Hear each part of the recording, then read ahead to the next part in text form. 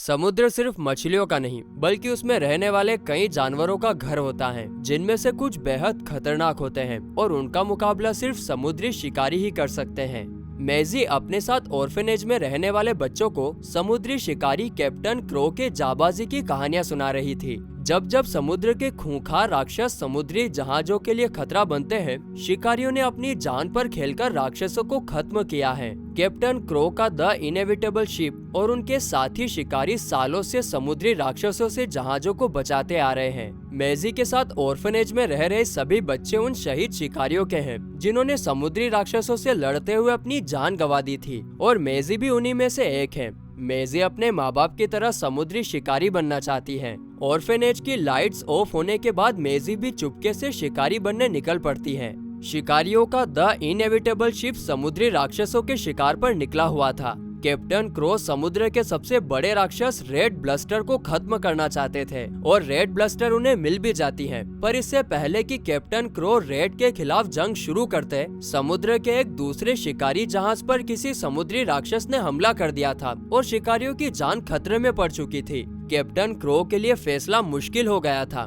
एक तरफ रेड थी जिसे वो 30 साल से खत्म करना चाहते थे, तो वहीं दूसरी तरफ मुश्किल में पड़े शिकारी। तभी जैकब, जो बहुत होनहार और तेज शिकारी था, वो कैप्टन क्रो को शिकारियों के रूल्स याद दिलाकर शिकारियों के जहाज को पहले बचाने के लिए कहता है, जिसके बाद उनका जहाज दूसरे शिकारियों के जहाज को बचाने के लिए निकल पड़ता है। समुद्री राक्षस को हराना आसान नहीं था। सारे शिकारी अपनी जान पर खेलकर राक्षसों को खत्म करने में लगे थे। बड़ी मशक्कत के बाद शिकारी समुद्री राक्षस को मारने में कामयाब हो जाते हैं। कैप्टन क्रो समुद्री राक्षस के सींग ले आते हैं और ये सभी के लिए खुशी की बात थी। हाँ, पर रेड राक्षस के हाथ से चले जाने से सब थोड़े बहुत दुखी भी थे। उनके जहाज की हालत भी कुछ ठीक नहीं थी, और इसीलिए कैप्टन क्रो ये डिसाइड करते हैं कि अब वो लोग अपना जहाज लेकर पहले पैलेस जाएंगे। वो वहाँ राक्षस को खत्म करने के बदले इनाम लेंगे और जहाज की मरम्मत करवाकर वापस आ जाएंगे। जैकब वहाँ पर जहाज पर मौजूद सभी शिकारियों को हौसला देता है कि वो सब वापस जरूर आएंगे और रेड राक्षस को खत्म कर देंगे। कैप्टन क्रो जैकब को उनके बाद इनएविटेबल जहाज की कैप्टनसी सौंपते हैं।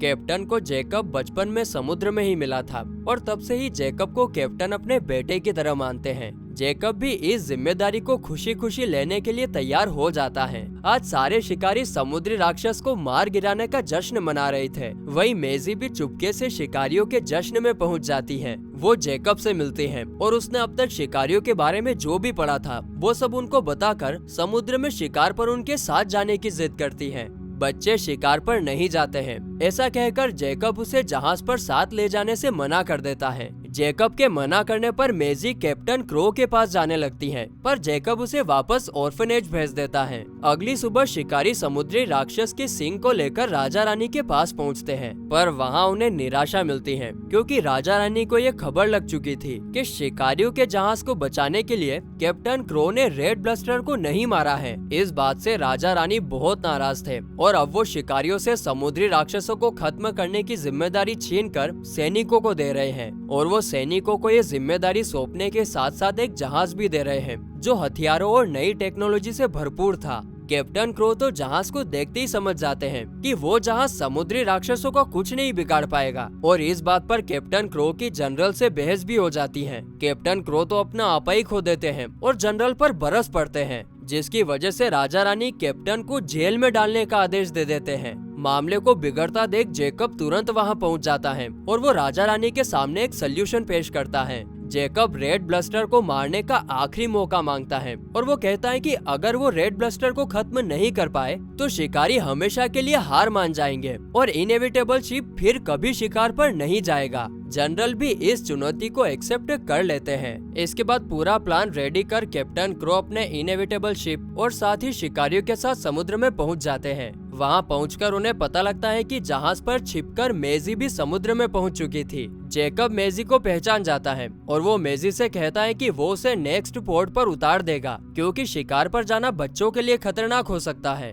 पर मैजी अपनी बातों से कैप्टन क्रो को कन्विंस कर लेती है। कैप्टन क्रो को जब पता चलता है कि मैजी भी किसी शिकारी की बेटी है और अपने माँ बाप की तरह शिकारी बनना चाहती है, तो कैप्टन क्रो मैजी को जहाज पर रुकने की इजाजत दे देते हैं। कैप्टन क्रो को उसके अंदर जैकब जैसी आग नजर आती है, जहाज की होनहार शिकारी सारा मेजी को अपनी हिफाजत के लिए एक छोटा चाकू देती है। मेजी जहाज पर आकर बहुत खुश थी। अब आखिर वो दिन आ ही गया जब रेड ब्लस्टर शिकारियों के सामने था। मुकाबला बहुत खतरनाक हुआ और शिकारियों ने रेड ब्लस्टर को जहाज की रस्सी से बांध भी लिया था, लेकिन वो इतना बड़ा था कि पूरी इनएविटेबल शिप ही खतरे में पड़ जाती है। तो फिर जैकब शिकारियों की जान बचाने के लिए रस्सी को काटने को कहता है, पर कैप्टन क्रो उसकी नहीं सुनते हैं। लेकिन मेजी सभी को खतरे में देखकर रस्सी काट देती है। अब नाव तो बच जाती है, पर मेजी और जैकब रेड ब्लस्टर के पेट में पहुंच चुके थे। जैकब रेड ब्लस्टर को खत्म करने वाला होता है कि वो छींक देती है और दोनों उसके नाक से बाहर आ जाते हैं।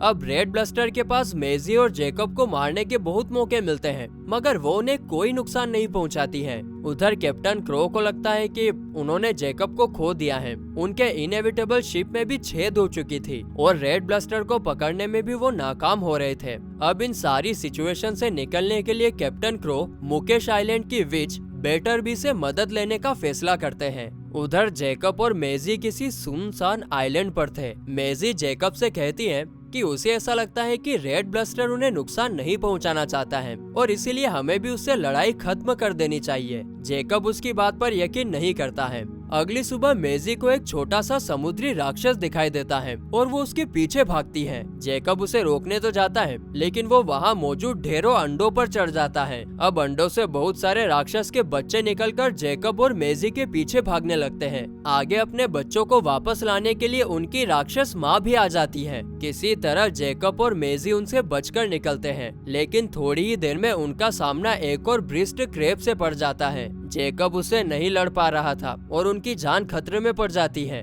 लेकिन तभी वहाँ रेड ब्लस्टर भी उनकी मदद को आ जाती है और तीनों मिलकर ब्रिस्ट क्रैब को भगा देते हैं। ब्रिस्ट क्रैब तो भाग चुका था, लेकिन अब मेजी और जैकब के लिए नई मुश्किल खड़ी हो गई थी। उनकी नाव में छेद हो चुका था और अब वो ज्यादा दूर तक समुद्र को नहीं पार कर सकते थे। यहाँ पर मेजी अब समझ चुकी थी कि रेड ब्लस्टर उन्हें कोई भी नुकसान नहीं पहुँचाना चाहती है और इसीलिए वो रेड ब्लस्टर से इशारों में मदद मांगती है। यहाँ पर हैरत की बात यह थी कि रेड ब्लस्टर उसकी बात समझकर उन दोनों को अपनी पीठ पर बिठा भी लेती है। वो मेजी के इशारों को समझकर उसी के बताए गए डायरेक्शन पर चलने लगी थी। हाँ, और यहाँ पर मेजी के लिए भी रेड ब्लस्टर उसका दोस्त था और इसीलिए वो रेड ब्लस्टर के पीठ में चुभ रहे सारे तीर को निकाल लेती है। अब मेजी और जैकब का सफर तो एकदम बढ़िया चल रहा था। उधर इनएविटेबल शिप भी विच बेटरबी के पास पहुँच चुका था। कैप्टन क्रो बेटरबी से रेड ब्लस्टर के बदले अपने खुशियों का सौदा करते हैं और बेटरबी उन्हें बदले में रेड ब्लस्टर को मारने के लिए एक पॉइजनस वेपन देती है,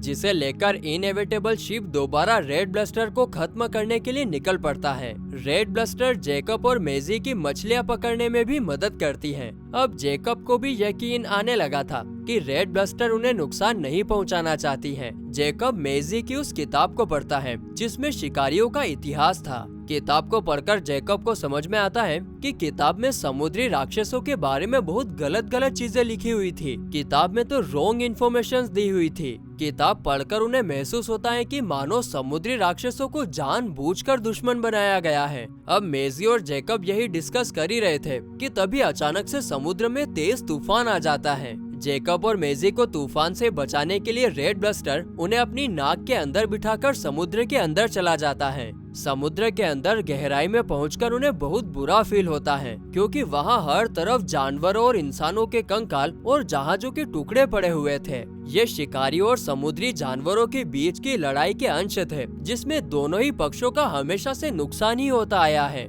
अगली सुबह जैकब और मेजी आइलैंड पर पहुंचने वाले होते हैं। मेजी जैकब से कहती है कि वो ऑर्फेनेज नहीं जाना चाहती है और जैकब भी अब कोई शिकार पर नहीं जाना चाहता है, तो क्यों ना वो दोनों एक परिवार की तरह एक साथ रहे। लेकिन ये सजेशन देने के बाद मेजी को थोड़ा सा अजीब लगता है और इसीलिए वो फटाफट से बात पलट देती है। आइलैंड पर पहुंचकर जैकब और मेजी रेड ब्लस्टर को थैंक यू बोलकर वापस जाने के लिए कहते हैं। इससे पहले कि रेड ब्लस्टर वहां से जाती, उसकी नजर सैनिकों के लड़ाकू जहाज पर पड़ जाती है, जिसे राजा रानी ने रेड ब्लस्टर को खत्म करने के लिए बनवाया था। सैनिकों की नजर भी रेड ब्लस्टर पर पड़ जाती है। सैनिक रेड ब्लस्टर पर हमला शुरू कर देते हैं। इधर रेड ब्लस्टर भी भड़क जाती है हैं और एक ही बार में सैनिकों के जहाज के 2 टुकड़े कर देती हैं। जेकब और मेजी भी इस लड़ाई को रोकना चाहते थे, पर वो कुछ नहीं कर पाते हैं और इस लड़ाई में मेजी घायल हो जाती है। लेकिन तब तक तो इनएविटेबल शिप भी वहां पहुंच चुका था और जंग का आगाज हो चुका था।